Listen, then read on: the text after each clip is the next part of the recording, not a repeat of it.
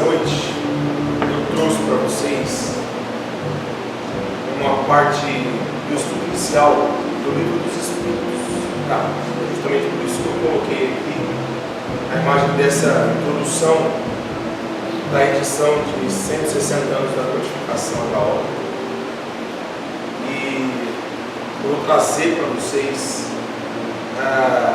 bastante base da ciência, para que a gente possa entender que a doutrina espírita é uma doutrina muito embasada nos fatos que a natureza nos mostra.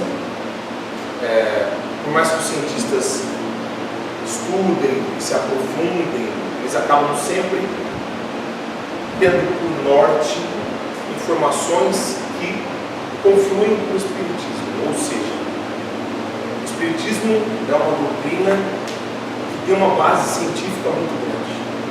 Muita coisa a gente consegue resposta dentro dessa maravilhosa doutrina que é a doutrina espírita. O capítulo e as partes do capítulo a gente vai vendo nos slides devagarzinho. Mas o que eu quero que a gente faça nessa noite é uma viagem até o tempo em que essa obra foi escrita. Eu preciso que a gente faça isso.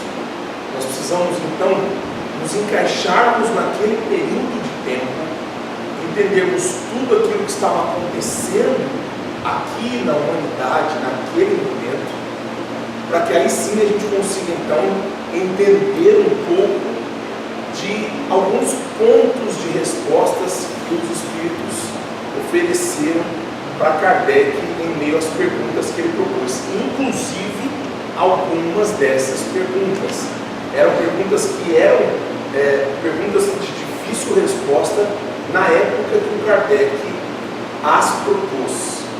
Hoje, atualmente, a gente já não tem mais a necessidade de manter dúvidas sobre essas perguntas, porque de lá para cá a ciência evoluiu demais.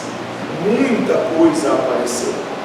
Então, nós temos que lembrar sempre, quando a gente vai estudar obras como essa, o Livro dos Espíritos, que apesar de ser uma obra atemporal, muitos pontos de dúvida, muitas nebulosidades ainda aconteciam, porque a ciência ainda não estava no ponto em que ela está hoje. E certamente as dúvidas que ainda pairam na nossa cabeça hoje, daqui a 100, 160, 200 anos, também não mais pairarão naqueles que aqui estiverem depois da nossa partida. Certo? Então, é de suma importância que a gente entenda esses pontos. Ok? Bom, a reflexão é sobre o capítulo Criação, o terceiro capítulo da primeira parte do livro, e tem as perguntas de número 37 até a pergunta de número 59. Evidente que eu não vou ler todas as perguntas, até porque isso viraria um seminário. A gente ia ter que começar sábado de manhã, embora almoçar, voltar, porque até às 6 horas da tarde. Então, para agilizar e para despertar a curiosidade de quem não está estudando esse tipo de livro, o Livro dos Espíritos, eu vou só ler algumas perguntas. Porém, a base teórica que a gente vai esclarecer aqui hoje vai nortear o entendimento das demais perguntas que eu não trouxe para essa noite.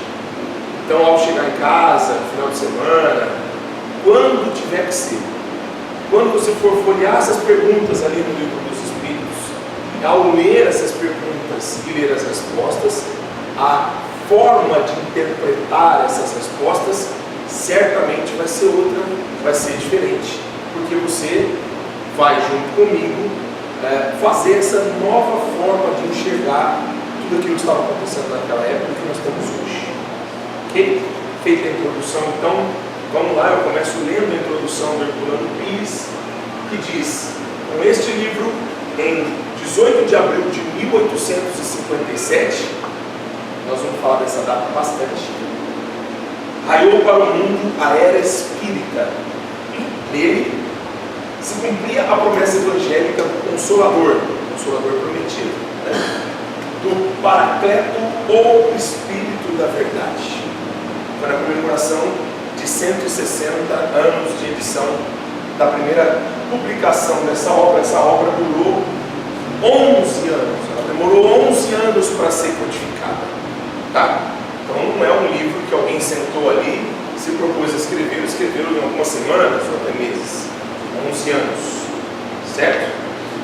Coloquei aqui a imagem de Michelangelo. O Michelangelo fez essa pintura aí na abóbada lá da Capela Sistina, lá na Itália. E aí, várias pessoas que estudam anatomia humana e que entendem de arte dizem pra gente que nessa imagem Michelangelo quis nos mostrar que, acima de tudo, Deus está em nós, em nosso pensamento. E como é que essa imagem traduz isso? Esse local onde ele pintou Deus, na realidade traduz exatamente a silhueta do nosso encéfalo. Se você pegar a imagem de uma anatomia humana, um corte antero-posterior dorso-ventral, né, um corte daqui para cá, e pegar o encéfalo, você tem exatamente esta silhueta, tá?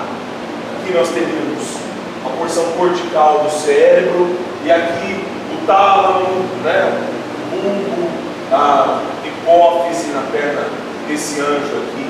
Então, essa imagem aqui, deste formato, traz para a gente a mensagem que Michelangelo quis deixar, que Deus, acima de tudo, está em nós, dentro do nosso pensamento, norteando o nosso pensamento, né? Essa imagem aí da criação de Adão, daqui a pouco a gente vai falar um pouco sobre isso. Bom, nesse capítulo, os subtítulos do capítulo, né, o norte das perguntas, envolvem esses assuntos aí. Formação dos mundos, há perguntas referentes a esse assunto. Depois, formação dos seres vivos, povoamento da terra e Adão. Depois, diversidade das raças humanas. Olha como um capítulo rico em curiosidades a respeito de nós mesmos, né? Conheça-te a ti mesmo e a verdade vos libertará, né? Então nós precisamos estudar a nós mesmos também. Diversidade das raças humanas, pluralidade dos mundos e finalmente considerações e concordâncias bíblicas referentes à criação, tá? Então nós vamos dar um novo olhar para o Velho Testamento e alguns pontos trazidos dentro do Velho Testamento que a gente precisa esclarecer, que também é uma obra muito antiga, muito, né? Os evangelhos mais antigos datam de muito tempo antes de Cristo. E aí nós vamos falar um pouco sobre isso também, tá? Antes de começar lendo as perguntas, não são muitas, tá? Então elas vão acabar ficando mais para o fim mesmo desse nosso encontro. Eu vou trazer algumas informações da ciência desse momento. Então agora, nesse instante, a gente vai então entender um pouco do que estava acontecendo enquanto o Kardec estava codificando a obra do Livro dos Espíritos, a primeira obra, né, do Espiritismo. Bom, a publicação da obra é de 1857. A publicação, né? 11 anos antes disso, ele já estava tendo o trabalho de fazê-la, né, de fazer as perguntas, etc. Conseguiu a publicação em 1857. Veja bem, naquele instante em que ele fez essa publicação, acredite você ou não, ainda imperava uma ideia, uma filosofia, que foi intitulada de abiogênese. O que significa abiogênese? Uma palavra de origem grega que tem 3 pedacinhos que foram colados: o a, o bio e o gênese. A significa não, bio, vida, gênese, origem. Traduzindo isso de uma maneira mais fácil de entender, a biogênese significa a vida surge a partir daquilo que não tem vida. Bom, a gente está falando aqui de 1800, né? Porém, essa ideia da abiogênese surgiu 400 anos antes de Cristo, pelo pensamento de um filósofo grego chamado Aristóteles. Aristóteles foi passear no Egito, e aí então, contemplando a beleza do rio Nilo, ele observou que na margem do rio Nilo havia muita lama, e em meio à lama do rio Nilo encontravam-se crocodilos. Filosofando então sobre aquela imagem que ele contemplava, ele esclareceu a todos: olha, eu acho que a lama do rio Nilo, o barro, em contato com o sopro divino, transforma-se em crocodilo. Então esses crocodilos estão surgindo aqui na borda do rio de maneira espontânea. Deus, olhando para o Nilo naquele instante, teve a ideia de criar crocodilos, soprou e a lama converteu-se em crocodilos. Não que isso seja impossível, evidente, em se tratando de Deus, não. Mas em se tratando de observação da natureza, creio que ninguém daqui dessa sala hoje acreditaria nisso. Nós saberíamos que os crocodilos vieram de ovos que foram crescendo e no máximo estavam ali na lama, se embrenhando em meio àquela lama ali, ou para se camuflar, ou para descansar, ou para qualquer outra coisa. Não é uma ideia tão plausível assim acreditar que a lama foi convertida em crocodilo. Muito bem, não é uma ideia assim hoje, século 21.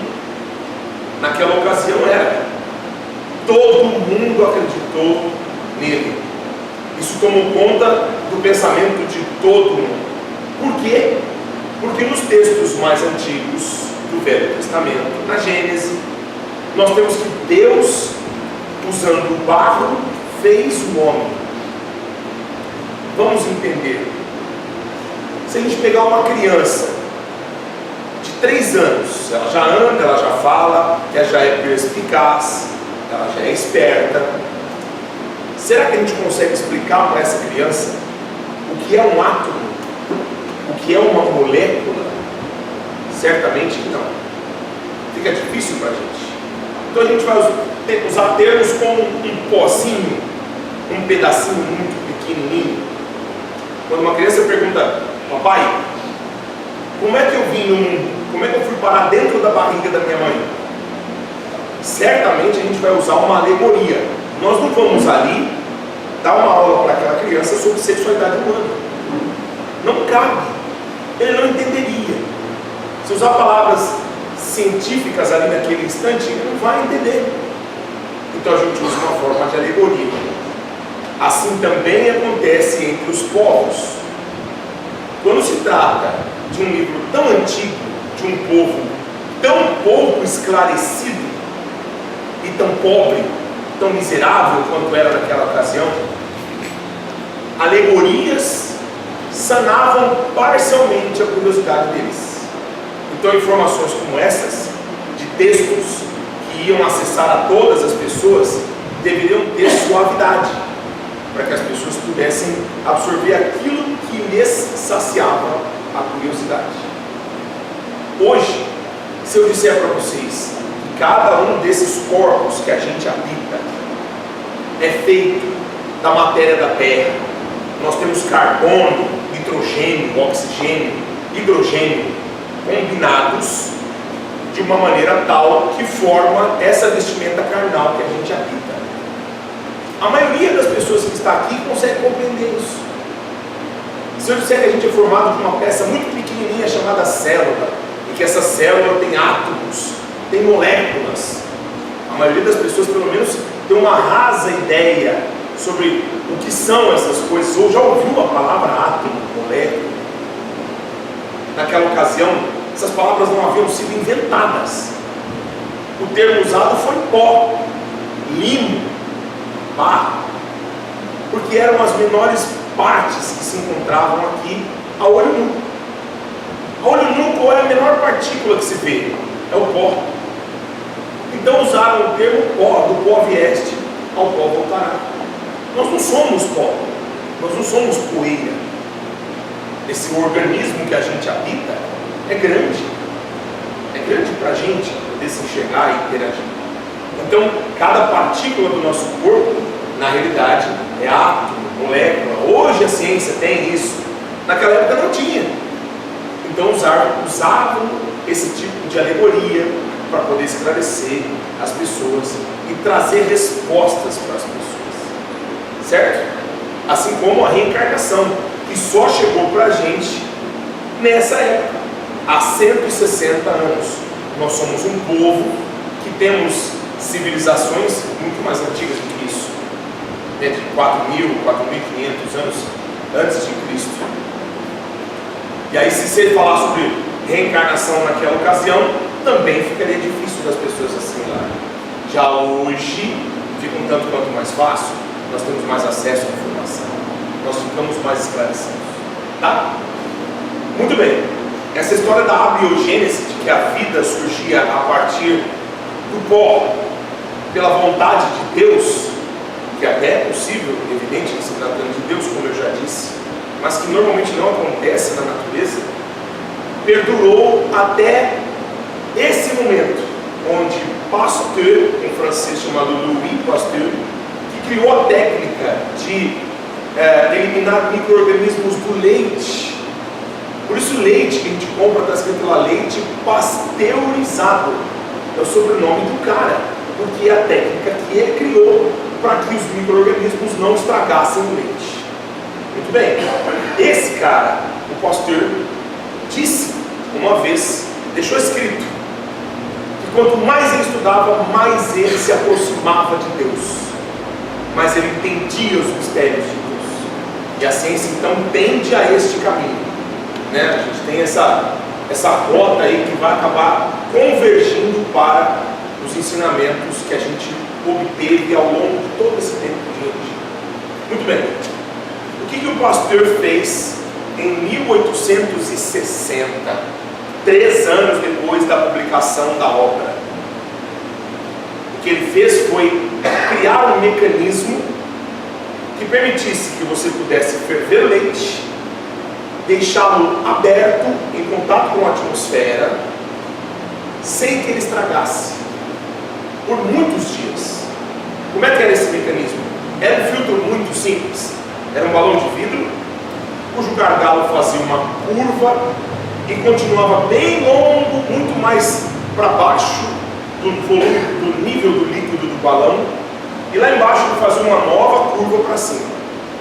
O ar podia estar em contato constante com o leite, mas o micro-organismo que ia estragar o leite não faria essa curva.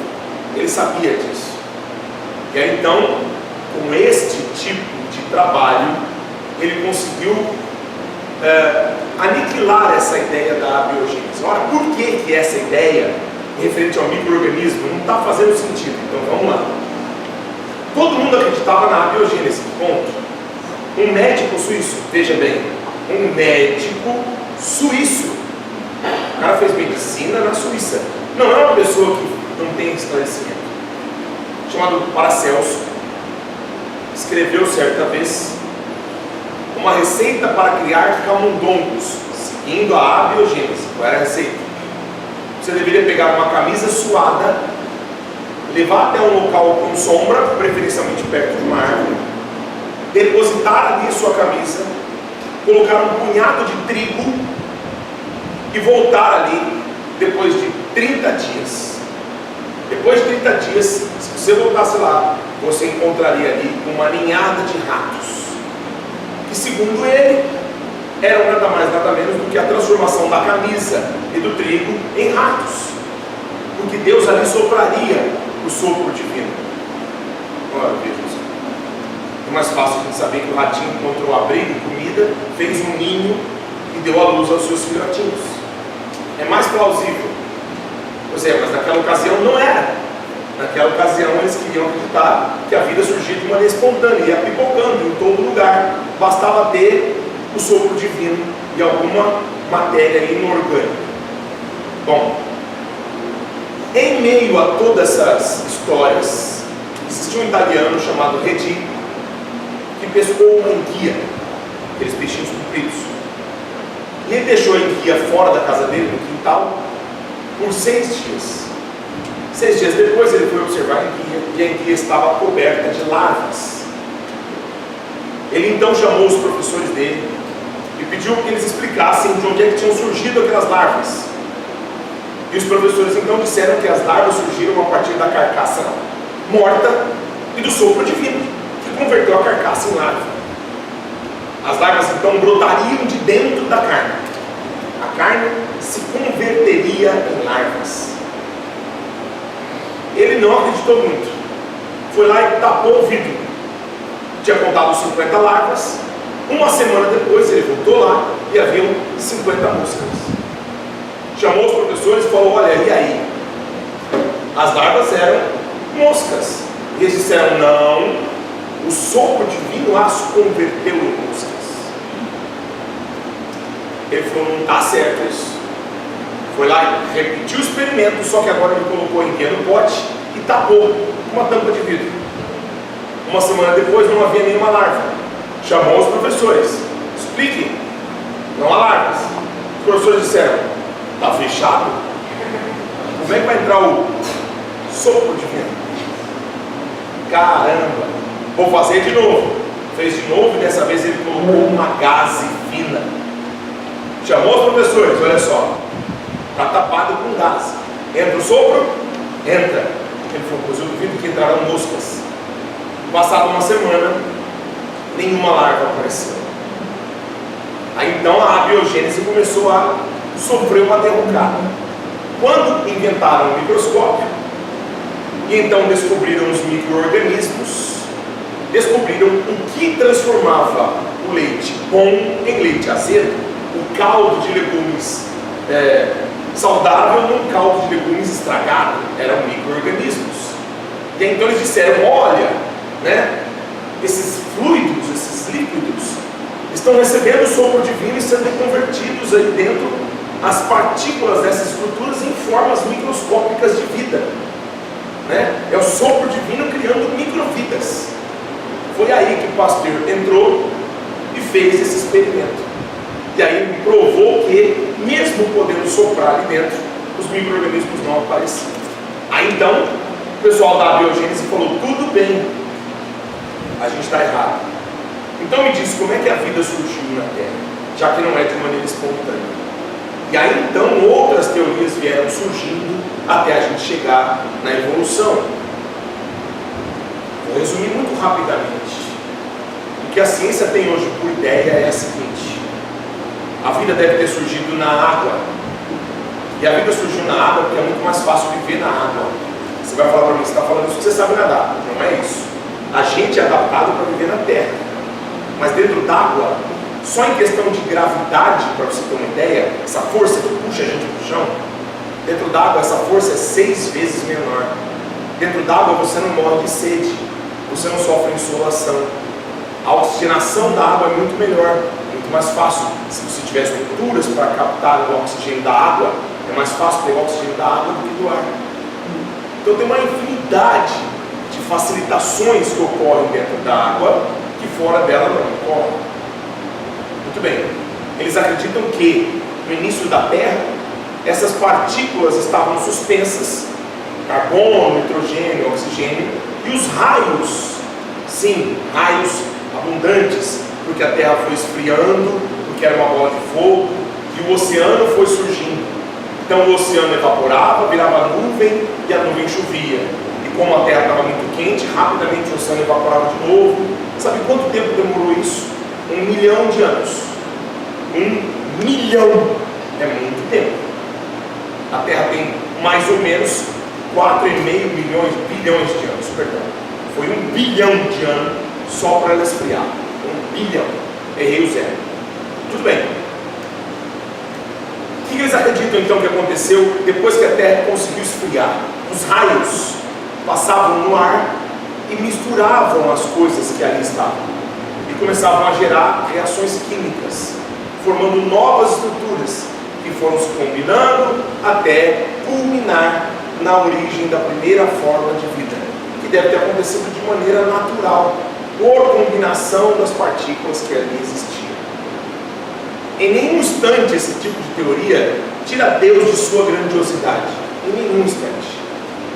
Da mesma maneira que se você, enquanto agricultor, pegar uma semente, gerar única e exclusivamente para essa semente a possibilidade dela ter água no solo, ela sozinha, por si, se transformará numa bela árvore. O único papel nosso foi colocar água.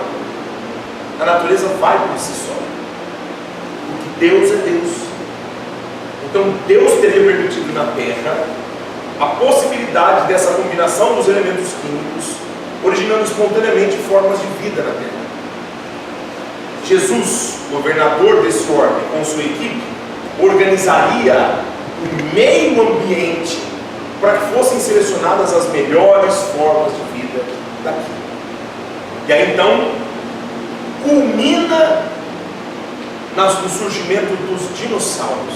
Ora, veja só, a equipe gerando formas de vida na Terra para que turmas como a nossa viessem para cá para interagirmos e nos melhorarmos a todos. E de repente a forma de vida que mais podia tomar conta da Terra era dinossauro. Você se imagina encarnado no Tiranossauro Rex? Imagina você com aquele tamanho todo, com aquele bracinho tão curtinho. Como é que você ia fazer caridade, abraçar, fazer terapia? Não ia dar certo. Não ia. Foi aí então que eles resolveram exterminar essa forma de vida, porque o experimento não estava dando certo. Então desviaram um meteoro que cai na Terra e elimina essa forma de vida, e acabam organizando uma maneira de uma outra forma, mais sutil, acabar sendo selecionada para viver aqui e receber o nosso grupo. Essa forma vivia na maior floresta tropical do planeta. A Amazônia? Não. A África. Sabe o deserto do Saara, o maior deserto do mundo? Ali onde ele está hoje, era a maior floresta pluvial do planeta, aproximadamente 4 vezes maior que a Amazônia. O que aconteceu que ela virou deserto? A turma organizada por nosso querido amigo mestre Jesus deu um empurrãozinho na Índia, que era um continente, até a Índia trombar na Ásia. Sim, a Índia trombou na Ásia. Ela grudou na Ásia depois de navegar muito tempo no oceano. Era uma placa enorme que foi se movendo e trombou. Como é que a gente sabe disso? É porque onde ela trombou, a terra dobrou e virou uma cordilheira que é a mais alta cordilheira da história da Terra, chamada Himalaia, onde nós temos o pico do Everest, que é extremamente alto, 9 km de altura. É o maior pico do planeta. Então essa dobradura dali gerou um paredão que não permitia mais que a umidade do oceano atingisse a África. A África então secou e virou deserto. Qual a vantagem? A vantagem é que antes você tinha um primata. Vamos usar o termo primata. O primata anda na árvore. A mão, essa peça tão fundamental para a nossa interação, para o nosso desenvolvimento, era usada como meio de locomoção. Não dava. Não tem como você desenvolver sem uma peça para criar ferramenta, para dominar o fogo. A mão tem que estar livre. E para a mão ficar livre, você tem que descer da árvore. E para descer da árvore, você não pode ter árvore. Então, forçosamente, aqueles caras, aqueles primatas, tiveram que descer da árvore porque a árvore morreu, virou deserto. Agora, então, esses primatas com a mão livre, porque começaram a ter que andar sobre 2 pernas, porque a mão não era mais usada nos galhos, porque ali não haviam mais, iniciaram uma nova jornada que levou aí bastante tempo, até que eles foram manuseando ferramentas e descobrindo o uso do fogo, e foram sendo selecionados. E aí tinha um grupo que a pele era mais escura, o outro grupo que a pele era mais clara, e o grupo que a pele era mais escura vivia bem no lugar com muito sol, porque o sol em quem tem a pele mais escura não dá câncer de pele, porque a pele é protegida por uma proteção natural que é a melanina que escurece a pele. Enquanto que aquele que era mais claro, em períodos de neve, não era tão visto por predadores, porque ele podia caminhar na neve e o predador não ouvia facilmente, porque ele era facilmente confundível com aquele branco da paisagem. Já o cara que era mais escuro era facilmente visível, e aí o predador comia. Então esse indivíduo mais claro, o bando dele acabou migrando para a Europa. E lá na Europa eles começaram uma nova civilização, uma nova colonização, e dali foram para a Ásia, e da Ásia passaram lá pelo Estreito de Beringer, lá pelo Alasca, vieram descendo pela América e acabaram chegando aqui na América do Sul. E aí nós temos os povos indígenas daqui, todos derivados de um povo que veio lá da Ásia. E esse povo que veio da Ásia nascia naturalmente com os olhos puxados, que são facilmente perceptíveis em sua eficiência em lugares com neve. Porque na neve, se você abrir muito o olho, o clarão da neve de baixo para cima atrapalha a sua visão. Já se seu olho naturalmente é fechado, fica mais fácil de você enxergar naquele ambiente.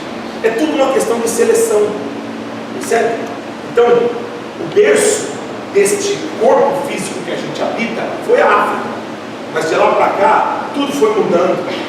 O Homo sapiens, que é esse corpo que a gente habita aqui, tem 200.000 anos aqui na Terra. E aí então o nosso time veio para cá, começou a habitar esse corpo, e nós estamos desde então tentando nos melhorar. Todo o resto da Terra foi evoluindo. Se a gente não acompanhar, de novo vai ter outro orbe com outra forma de vida nos esperando, para que a gente vá lá e tente evoluir de novo. Porque evoluir a gente não consegue, a gente só evolui.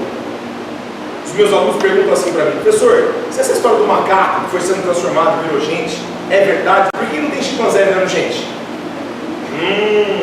Boa pergunta. Vou explicar de uma maneira que eu explicaria para meu filho de 5 anos.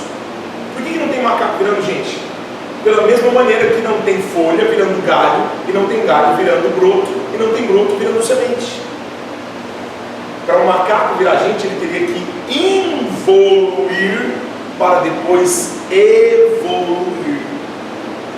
Cada qual no seu quadrado, cada qual no seu ponto de evolução.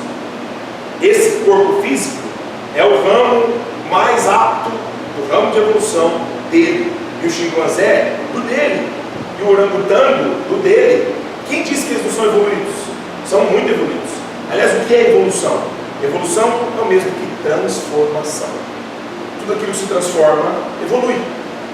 Nós nos julgamos evoluídos por quê? Porque se a gente tomar os nossos ancestrais comparados a nós nos transformamos muito. Nós somos muito diferentes daqueles que a gente deriva. Então nós somos mais evoluídos. Se você falar, poxa, um peixe veio de algum, um sapo, perdão, veio de algum peixe. Então o peixe é um ancestral nosso, muito lá atrás. Só que hoje a gente é muito diferente do peixe. Já o sapo nem tanto. Pensando assim, o sapo se transformou menos em relação ao peixe do que a gente. É por isso que a gente é mais evoluído. Não é porque a gente toma conta do mundo, a gente nem toma conta do mundo. Quem toma conta do mundo são os insetos. Para cada um de nós aqui tem 2.500.000 insetos na Terra. Então agora você faz a conta de quem toma conta disso aqui. Não é a gente. A gente está à mercê deles, sempre. Tá? Então, muito bem. Toda essa ideia de evolução vem à luz da ciência em 59. Poxa, mas a publicação do Livro dos Espíritos é de 57. Será que o Espírito de verdade não sabia de tudo isso? É óbvio que sabia, é lógico. Só que ele não pode pular etapa.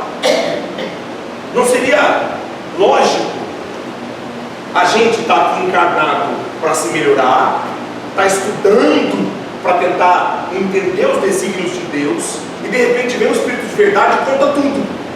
Pô, que graça tem? Então eu não vou estudar mais nada. Então eu não vou tentar descobrir cura de nenhuma doença, não vou fazer nada. Eu vou aqui então tentar fazer uma sessão mediúnica, vou pedir que a espiritualidade venha, conte todas as respostas para a gente e pronto. E aí a gente não evolui. A evolução se dá pela nossa transformação, pelo nosso esmero em nós mesmos e nos nossos estudos.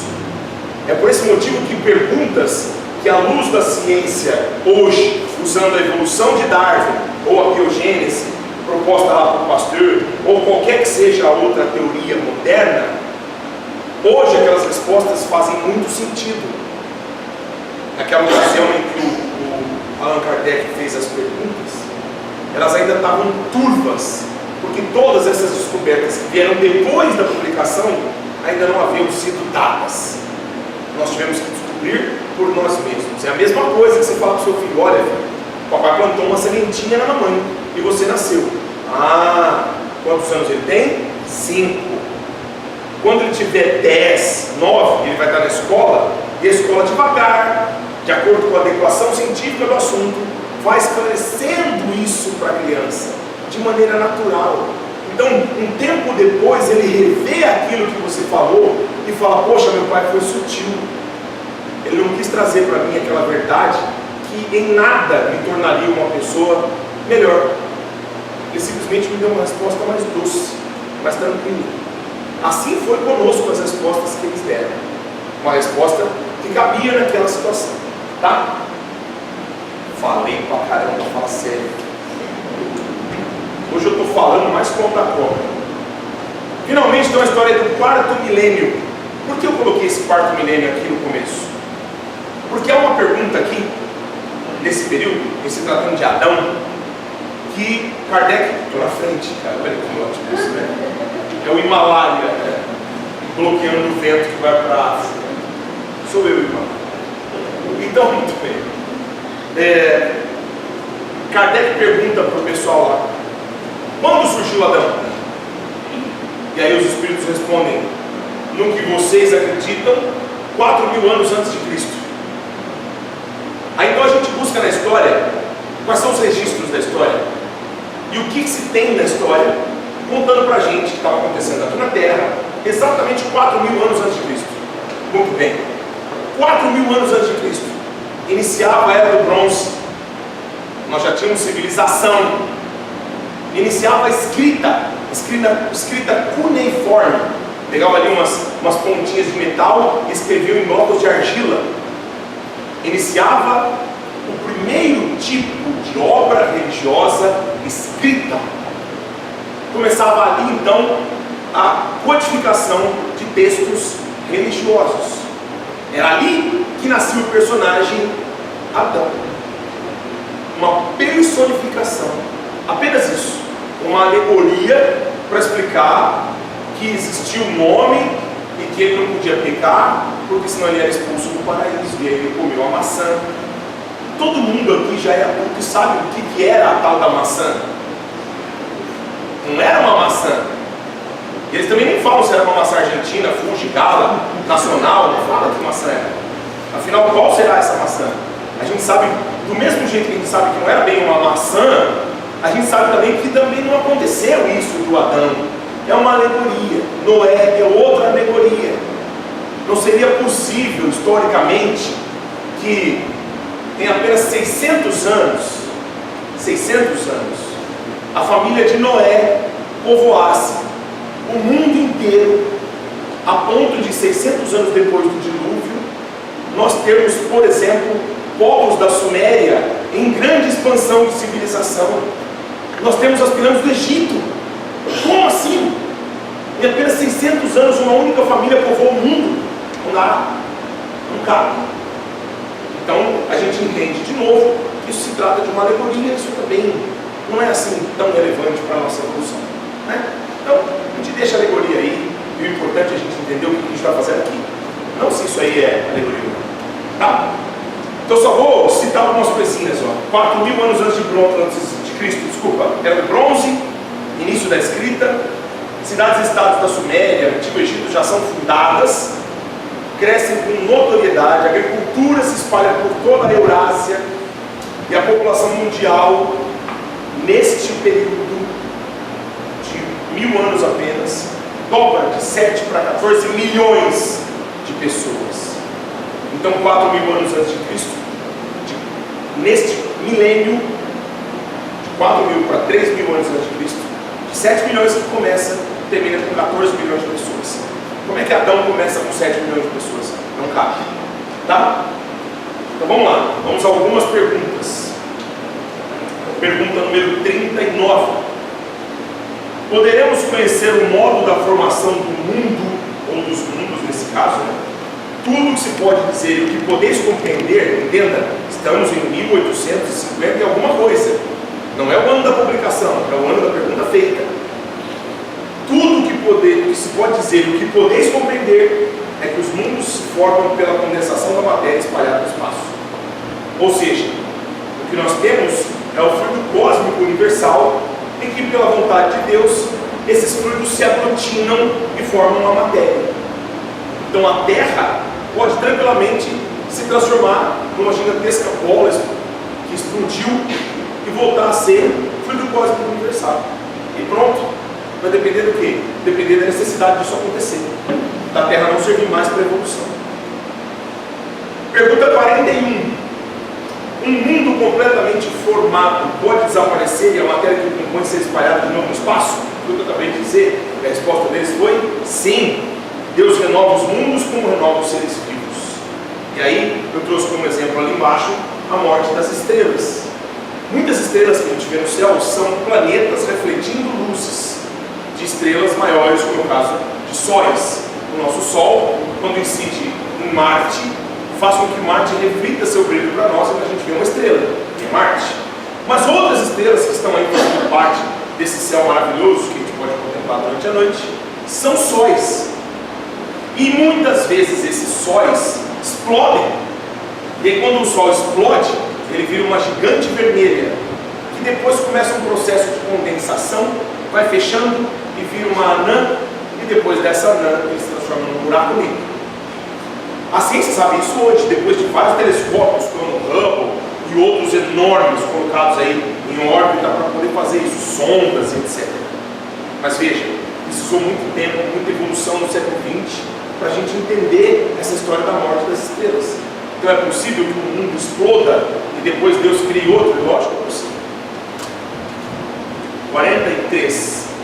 Quando a Terra começou a ser povoada, no início tudo era o caos. Então veja, estamos falando daquela bola de fogo da Terra. 4 bilhões e 500 milhões de anos atrás. Os elementos estavam desordenados. Pouco a pouco, cada coisa tomou o seu lugar. Então, apareceram os seres vivos apropriados ao estado do globo. Isso aqui é pura evolução. Ele está falando o que aqui? Que primeiro surgiu bactéria, depois protozoário, depois seres procelares como uma esponja do mar, uma água viva, e foram sendo transformados, selecionados e melhorando, até chegar em peixe, e de peixe surgem peixes transformados que foram virar sapo, e o sapo virou réptil, o réptil virou mamífero, e o mamífero foi transformando até virar gente. Demorou pra caramba, mas aconteceu. E o que ele está dizendo é exatamente isso, ó. Então apareceram seres vivos apropriados ao estado do globo. Ele não disse que surgiu tudo de uma vez. Ele não disse que isso fez assim, ó. Não, porque não seria justo, já que cada um precisa evoluir por si só. 45.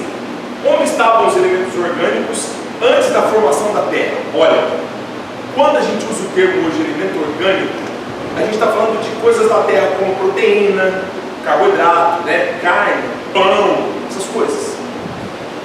Quando ele usou esse termo elemento orgânico antes da formação da Terra, então não dá para a gente assumir essa ideia. Proteína, carboidrato, porque ele não tinha nem formado a Terra. Do que ele está falando? Ele está falando dos espíritos. Onde é que estavam os espíritos antes da Terra ser formada? E olha a resposta, tranquila. Eles se encontravam, por assim dizer, no estado fluido, no espaço, no meio dos espíritos, ou em outros planetas. Vocês já leram, ou já devem ter pelo menos ouvido falar, da obra do Edgar Arnold, que chama Os Exilados de Capela, que conta a história que a gente, teoricamente, seria um grupo que não deu conta de evoluir junto com Capela, e a gente foi exilado de lá, e veio para cá. E agora, se a coisa continuar melhorando aqui e a gente não der conta, nós vamos ser os exilados da Terra, e vamos para outro lugar, até a gente resolver melhorar, certo? Ou em outros planetas à espera da criação da Terra para começar uma nova existência de novo mundo. 46. Essa é ótima. Ainda há seres que nascem espontaneamente. Entenda, Kardec estava tomando por base a geração espontânea, de que a vida surgiria a partir do barro e o sopro divino. E ele pergunta: tem ainda ser vivo que surge assim? O Espírito de verdade não podia dizer que não surgem seres espontaneamente. Ele não podia. Por quê? Porque a biogênese ainda não tinha sido derrubada. Eles não podiam contestar aquilo que todo mundo acreditava, senão eles caíam em descrença. Então o que eles fizeram? Eles deram essa resposta. Olha que resposta linda, que discorda da biogênese. Sim, surgem seres espontaneamente. Mas o germe primitivo já existia em estado latente. Ou seja, quando a gente morre, os vermes que corroem a nossa carcaça estavam em nós no estado latente. Sabe qual é o nome disso? Ovo. Você morreu, a mosca veio e pôs um ovo. Então, a vida surgiu espontaneamente? Surgiu, porque ninguém foi lá falar pro ovo, velho, vamos sair dessa casquinha aí porque tem uma carcaça esperando. Não, é de maneira espontânea. Nasceu por si só. Porém, o germe estava em nós, porque nós estávamos com ovos. Tanto que se você pegar uma pessoa que acabou de morrer, esterilizar o corpo dela e colocar no caixão lacrado, não vai ter verme correndo lá. Quem vai destruir a carcaça dela são as bactérias que estão dentro dela, porque nós temos colônias de bactérias dentro da gente, que fazem muito bem para a gente. Elas vão nos consumir, mas não vai ter verme, não vai. Bem, igualzinho o experimento lá do retiro. Então, olha a resposta deles. Todos os dias vós mesmos sois testemunhas desse fenômeno. Aí vem uma bela pergunta enorme. Não vomitam em estado latente, tanto no homem quanto no animal, bilhões de germes de uma multidão de vermes, aguardando o momento de despertar para iniciarem a putrefação que vai provocar a decomposição cadavérica indispensável à sua existência? Ou seja, está dizendo que nós não sabemos que em nós e nos animais tem germes. Germe que ele está querendo dizer é o início da vida, filhotinhos que vão corroer nossa carcaça e ciclar a matéria. Nós não sabemos disso? Sabemos, é isso que ele está dizendo. Este é um pequeno mundo que dorme e se cria, e pronto. Foi sutil, não falou nada da abiogênese, e quem é criacionista, que acredita nessa história do sopro divino que transforma o barro em ser vivo, entende isso como sendo uma explicação criacionista. É a sutileza de quem tem inteligência para isso. 47. A espécie humana se encontrava entre os elementos orgânicos contidos no mundo terrestre? Lógico que sim. Porque tudo isso que tem aqui em nós não foi criado depois que a Terra foi criada. É só uma recombinação. É a mesma coisa que eu disser assim para você: olha, eu trouxe aqui uma caixa de pecinhas de Lego. Pronto, faça o que você quiser. Aí você pega aquele Lego e constrói, sei lá, um robô de Lego. Aí eu venho para você e pergunto: naquela caixa, essas peças do robô já existiam? Você vai dizer para mim: sim. É a mesma coisa, a pergunta do Kardec. Os elementos orgânicos que compõem o nosso corpo físico já existiam na Terra antes do humano existir aqui? Lógico que já. Só que isso foi recombinado várias vezes, por muito tempo. Da mesma forma que depois que a gente desaparecer do planeta, outras formas de vida virão. Também por mistura das estruturas que existem aqui na Terra. Eu vou dar um exemplo simples. Cães. Você já deve ter reparado que ao longo da sua vida surgiram raças novas de cães. Você diz assim: ué, mas como é que nasce um cachorro desse que não existia na Terra? É porque o ser humano foi pegando um bicho que ele gostava, o outro que ele gostava, e foi cruzando, ele cruzava irmão por irmã, até chegar naquele produto. É uma mistura do que já tem. A gente também. Tanto que nós temos um monte de partes do nosso corpo que são iguais de um monte de bicho. Se você estudar um rato por dentro, ele é igual a você por dentro. Ele só é menorzinho. Por isso que o pessoal usa rato no laboratório. Porque é tudo igual dentro. O intestino, o fígado, o pâncreas, o ratinho é igual ao nosso. Uma ou outra coisa que é diferente só. Então, nós somos uma reorganização que já existia. Tá? Então a resposta: sim, que veio a seu tempo. Essas formas orgânicas vieram a seu tempo na formação humana. Foi o que levou a dizer que o homem foi formado do limo da terra. Pronto. Era aquilo que eu estava dizendo desde o início. 48. Podemos conhecer a época do aparecimento do homem e de outros seres vivos sobre a terra? Nós estamos falando de uma pergunta feita em 1850 e alguma coisa. Naquela ocasião, não dava. Resposta clara: não. Todos os vossos cálculos são hipotéticos e suposições. Hoje, muito tempo depois, a ciência conseguiu ganhar novas informações que usou a técnica do carbono 14, que é uma técnica precisa, que dá para você saber exatamente qual é a idade de um fósforo, por exemplo. Como é que é isso? Vou explicar de uma maneira bem rápida, bem simples. A todo instante, a gente está comendo alguma coisa, bebendo água. E esse tal carbono 14 está na Terra. Imagina que esse carbono 14 fosse igual uma pilha. Então, à medida que a gente vai tomando água, comendo bicho, comendo planta, a gente vai ingerindo esse carbono 14. E a gente solta esse carbono 14 na atmosfera também. Pelo suor, pela fecação, pelas fezes, pela urina, vai devolvendo. Então a gente está trocando esse carbono no nosso corpo o tempo inteiro. Quem está vivo, que é a gente, está com carbono 14 novinho, porque está trocando toda hora. Quando a gente morre, a gente para de trocar esse carbono. E o carbono vai gastando. E por ele ser um elemento radioativo, todo elemento radioativo tem como principal característica perder pedacinhos num tempo muito preciso. É um relógio extremamente preciso. Então, por exemplo, ele vai perder uma partícula por ano, por exemplo. Aí então eu encontrei um esqueleto. Vou lá, pego aquele esqueleto, pego o carbono 14 dele, que faz um tempão que ele não troca mais, e vou ver, comparando ao carbono 14 que nós temos aqui, quantos pedacinhos ele perdeu. Ele perdeu 100 pedacinhos. Então ele deve ter 100 anos, porque ele perde um pedacinho por ano. Pronto. Simples. É assim que a ciência diz: o Tiranossauro Rex existiu aqui há 160 milhões de anos, porque o carbono 14 dele, o esqueleto dele, estava muito fraquinho. É assim que o pessoal consegue fazer esse tipo de medição. Pode estar errado? Pode, a biogênese estava errada. Mas hoje nós temos essa ideia. Pode ser que ela esteja certa. Continuando, 49. Se o germe da espécie humana se encontrava entre os elementos orgânicos do globo, por que não se formam mais espontaneamente os homens como na sua origem? Olha, de novo uma pergunta simples, né? Se você acredita que o homem surgiu a partir daqueles primatas, por que hoje não tem primata virando um homem? Mesma coisa, né? Nós temos aí então uma linhagem que surgiu a partir daqueles indivíduos, e aqueles indivíduos não tiveram sucesso, e esses tiveram. Nós tivemos sucesso na Terra. Aqueles que nos foram antepassados, não. Então eles foram varridos da Terra. É a mesma coisa que eu dizer assim: olha, os cães primitivos que pareciam lobos desapareceram da Terra. Hoje você só tem cão doméstico.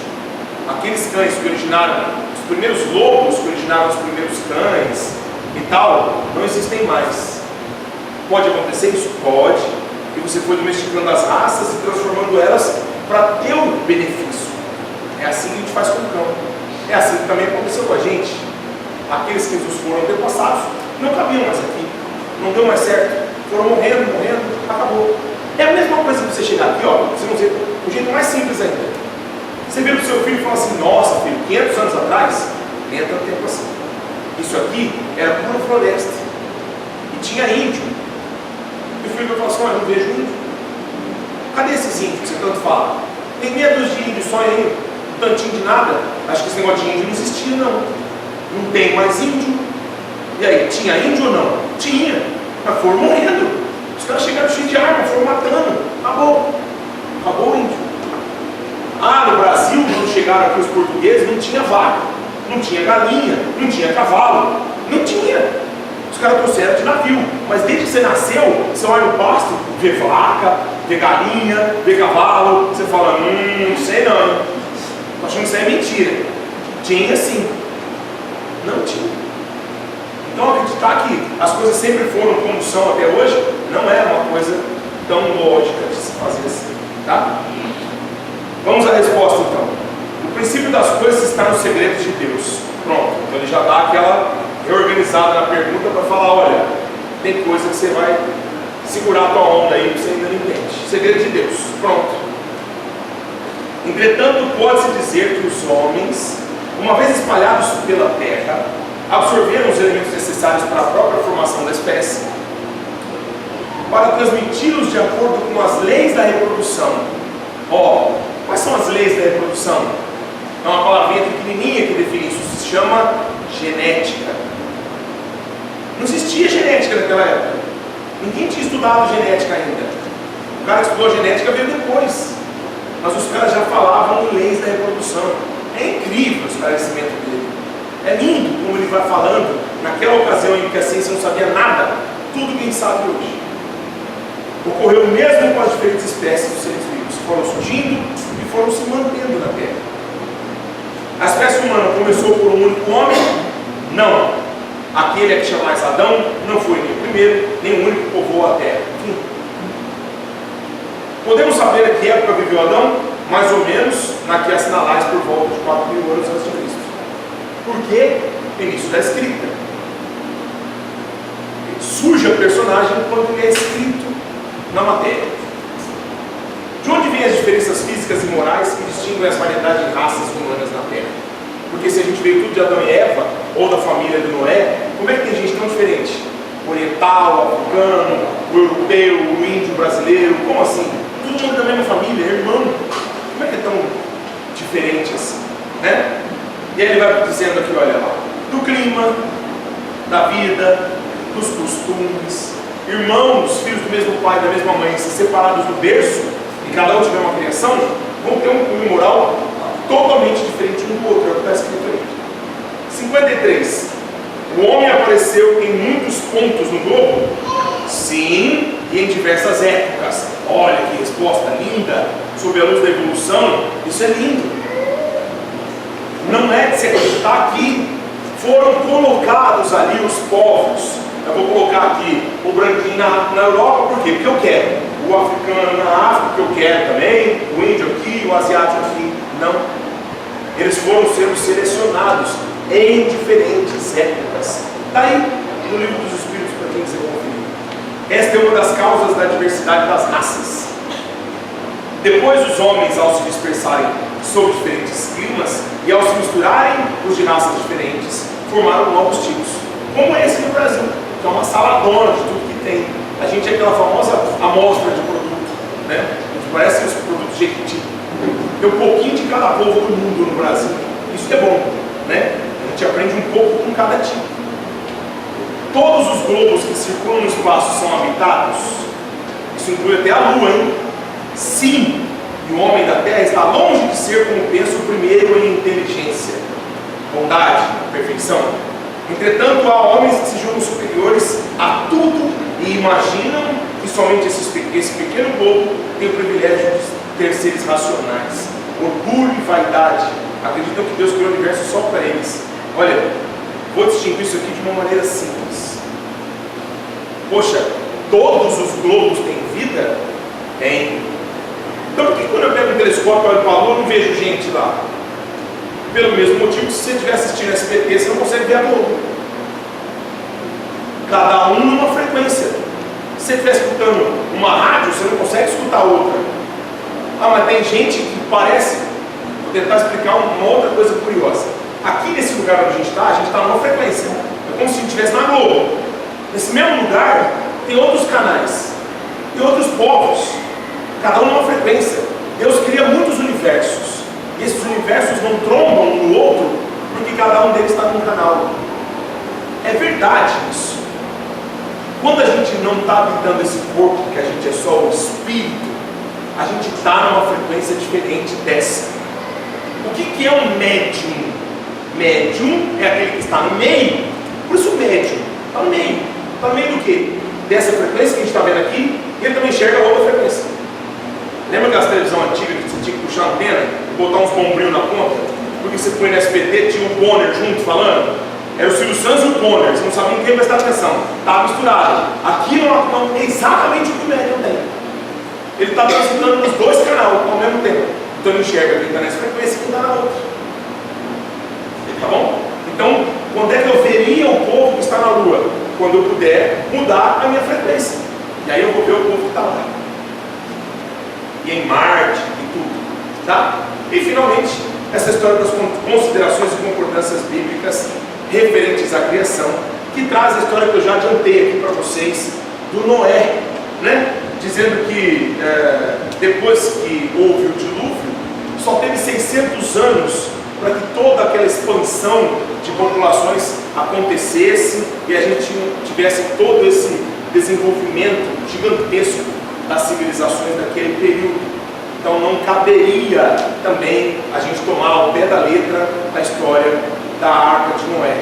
É de novo uma história fantasiosa, assim como várias parábolas de Jesus. Você também não pode tomar um pé da letra. Quando Jesus disse que é mais fácil passar um camelo pelo buraco da fechadura do que um rico ir para o céu, quer dizer que todo rico vai para o inferno. Ou então só vai dar rico catando camelo e tentando passar pelo buraquinho da fechadura. Não vai dar certo. É porque, de novo, é uma alegoria, é uma força de expressão. Tá bom?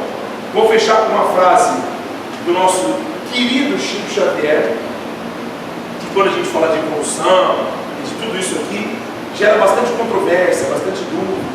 E essa frase resume bem o que a gente deve pensar quando está estudando isso em ciência. Aos outros dou o direito de ser como são. A mim dou o dever de ser cada dia melhor. É com ela então que a gente vai refletir esse nosso restinho de semana, e que a semana que vem a gente esteja pronto para as provas que virão, pronto para fazer o Evangelho no lar, pronto para estar aqui junto de novo, se ajudando, dando-nos as mãos para a gente estar sempre caminhando junto rumo à nossa evolução, que é o único alvo que a gente vai conseguir aqui nesse ano. Muito obrigado pela presença de vocês. Desculpa o adiantado da hora, desculpa se eu falei demais. Fiquem com Deus. Jesus nos acompanhe, que a gente tenha olhos de ver e ouvidos de